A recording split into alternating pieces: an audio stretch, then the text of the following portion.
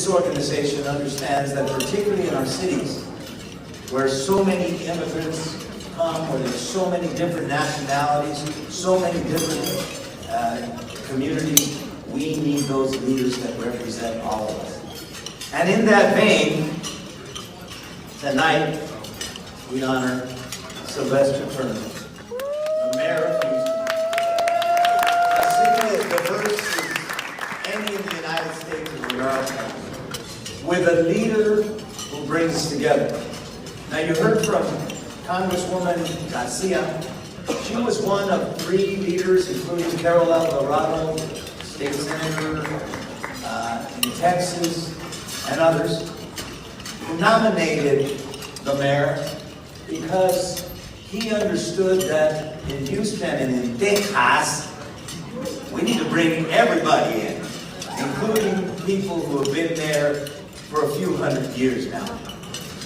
And speaking of a few years, Mayor Turner has been around. 27 years in the Texas legislature, 27 years. You know, we have something in common that we heard from Congresswoman Garcia that I reminded her of her mama. And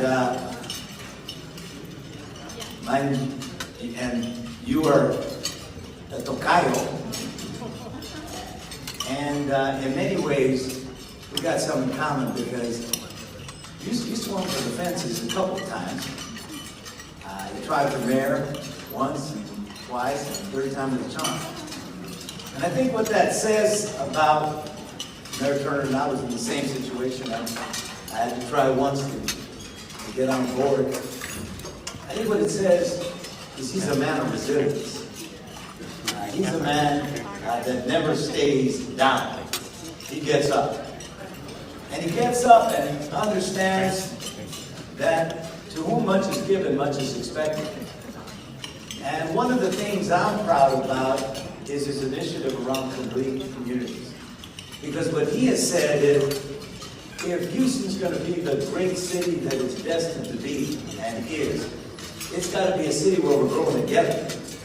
It's got to be a city where we're complete all the way around.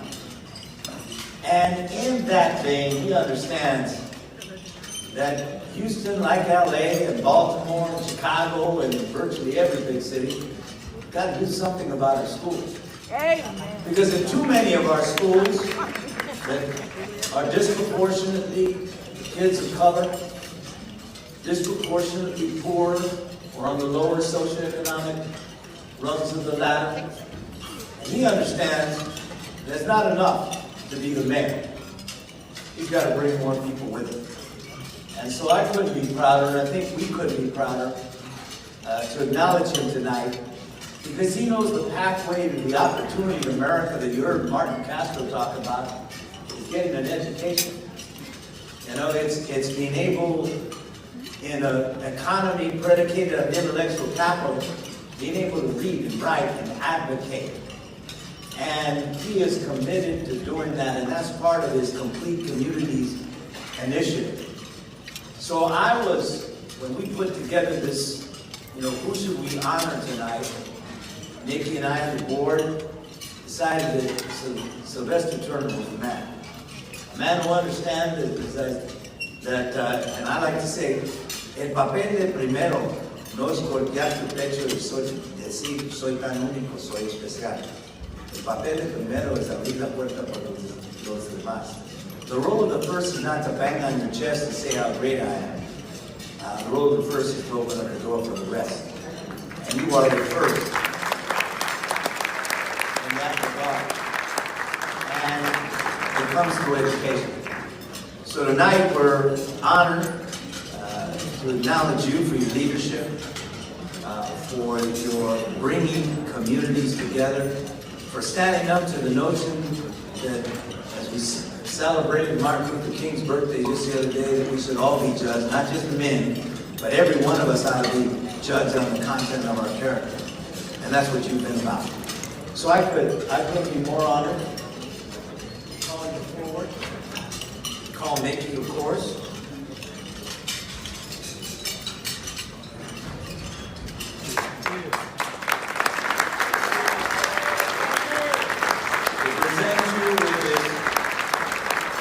tribute to Mayor Sylvester Turner for your work, not just as mayor, but in the state legislature, standing up for the least among us, standing up for communities that have been left behind and disempowered, and working to empower them and to make sure that they rise to the top.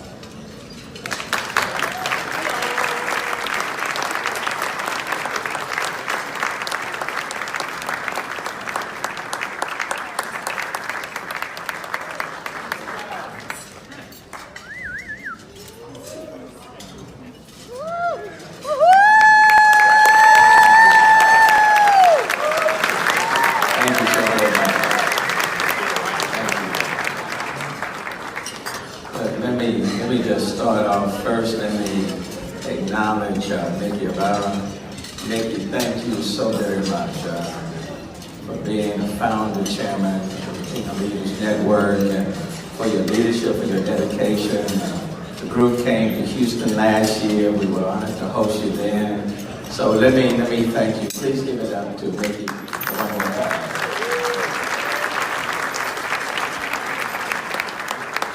Look, let me just say that I am very moved to receive an award in the name of Mayor Antonio Gallegos. So thank you. When he was mayor and I wasn't there in the legislature, I was following what you were doing out in LA. And I'll come back to a few things, but you have not just inspired Latinos, you've inspired African Americans, Asians, Anglos, you name it, through your own leadership. So thank you, and I very much appreciate it. And to receive this award in your name just means a great, great deal. To all of the mayors who are here, for the U.S. Congress of Mayors, all the mayors, let me just say good evening to all of you, to those who are previous recipients of this award. Let me certainly acknowledge each one of you. To those who were responsible for getting me to this event and receiving this award, Congresswoman Sylvia Garcia, you and I have known each other for a long, long time.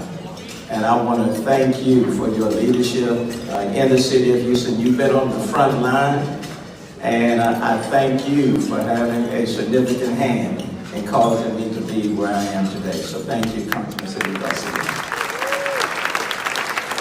State Senator Carol Alvarado is in Austin with the Texas legislature. So she's not here today, but I do want to acknowledge her. Harris County Commissioner Adrian Garcia, I certainly want to acknowledge his role that he played in me receiving this award. I do have a council member who was very instrumental in receiving this award, and since he votes on my budget and everything else, I certainly want to give him special attention. He was not at the council table this morning. But the reason why he wasn't at the council table, he came ahead of me to be here tonight. And let me tell you, that means a great deal, and I don't take that lightly. Councilmember Robert Gallegos, thank you, man. Thank you. Look, let me just say that I have the privilege of being the mayor of a great city. A great city. And so many Houstonians, Commissioner Rodney Ellis is here, and then for the Congresswoman of the 18th Congressional District to take the time to be here as well.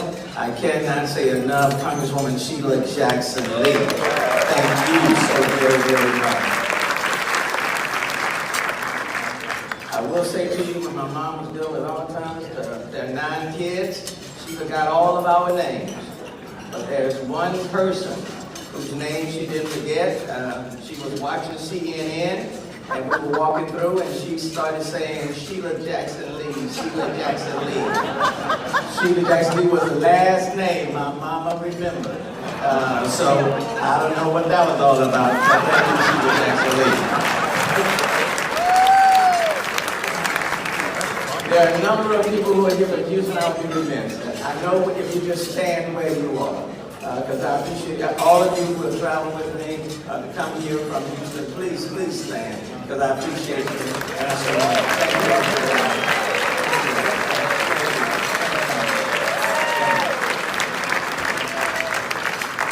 But the reality is, even as mayor, you can't do anything by yourself. I happen to be the mayor where, in terms of demographics, 40–45% of my city is Hispanic.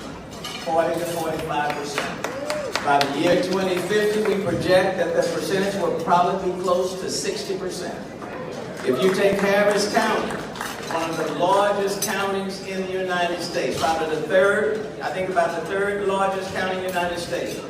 50% of the population under 20 is Hispanic. And for the first time in the history of Harris County, we have a Latina as the county judge of Harris County.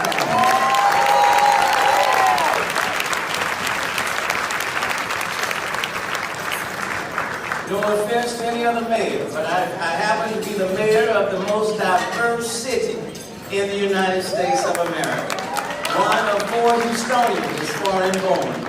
And the reality is, if you're going to get anything accomplished, you got to work in collaboration with others. You just cannot do it by yourself. And when you're in a diverse city, as my dad would say, you can be diverse, separate, segregated, and apart. The question is, can you be diverse and be inclusive?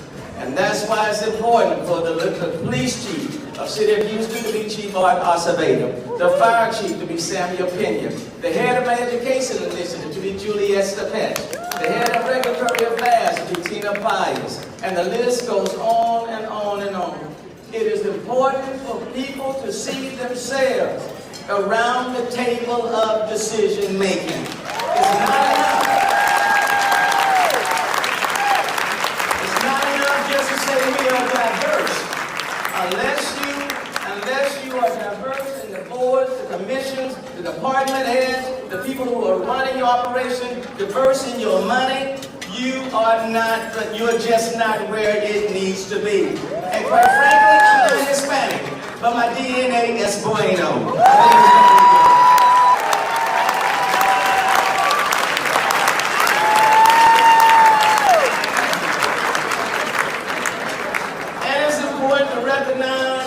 Talking about children. It's not those children. They are our children. It doesn't matter what they look like. It doesn't matter where they come from. It doesn't matter what their language is. It doesn't matter whether they are documented or undocumented. It doesn't matter whether you were living in the city of Houston for 30 years or 30 minutes. I am your mayor. They are contact.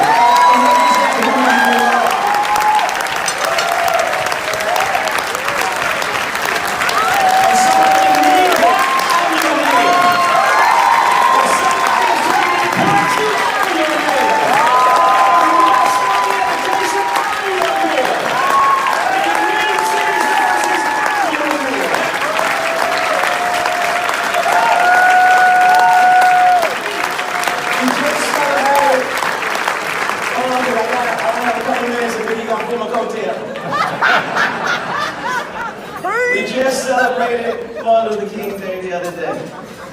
As a kid, I watched him, I listened to his speeches. And I would take his speeches and go into my mom's bedroom, and then I would practice on those speeches. There was a certain segment, one quotation, that I've carried with me all of my life. He said, "Fleecy locks and black complexion cannot forfeit nature's claim that afflictions may dwell in black and brown and white the same. And were I so tall as to reach the pole, or to grasp the ocean at a span, I must be measured by my soul, for the mind is the standard of every man," and I would include every woman. The reality is it doesn't matter how we got here. We are all here now. And it's important that we make sure that all of our children get the education that they need. When the Houston Independent School District was in trouble with some of their schools, we looked around to try to find a model that would work without trying to take over the district, without trying to go against public education, we looked for a model where we could work with the schools, the underperforming schools. We looked all over the country. We sent a group, Mayor, to LA. We looked at the model that you put in place some 10 years ago, LA United. And we discovered that that was a model that would work well for the city of Houston. We went there, we came back, we designed a nonprofit, essentially after the model that you created, based on the passion you had for all of our children and lifting our kids from where they used to be or where they were to give them an opportunity. Someone asked me, Mayor, with all of the things on your plate, why would you get involved in an educational system and take on these battles that you really do not need? And what I said to them, Mayor Garcia, I am the product of two parents. Neither one of them graduated from high school. A dad who died of cancer when he was 13. A mom who was a maid, never learned how to drive, never graduated from high school. Maid at the old Rice Hotel in downtown Houston. But she reared 9 kids all by herself. When people would come to the door selling books, my mom would buy almost every book that somebody was selling. Because what she said, I want you all to have a better life than what I have had. And she said, I'm cleaning these rooms, these hotels, people I don't know, not because I want to, but because I have no choice. And I'll clean them all day, 24 hours 7, if it means you all getting a better education. When the came time for me to go to school, it was my mom, that maid who had good credit, that signed the loan papers that enabled me to get where I am today. I didn't get here by accident. I didn't get here because I'm so smart. I didn't get here because I'm so gifted or talented. I got here on the backs of moms and dads who did not graduate from high school, but who knew the key to success was education. We have an obligation to all of our kids, and especially children of color, to give them the opportunity to succeed. And regardless of the pain we have to go through, these are our children, and they deserve our very best. I'm following your lead. And I'm following the path that you took to give these kids a better chance. I want to thank you for your honor. But you're not just giving the honor to me. Give it to a whole lot of janitors and maids and fast food workers who are simply asking for the opportunity to succeed. And because of them and their participation in the battle, Sylvester Turner is in D.C. tonight receiving the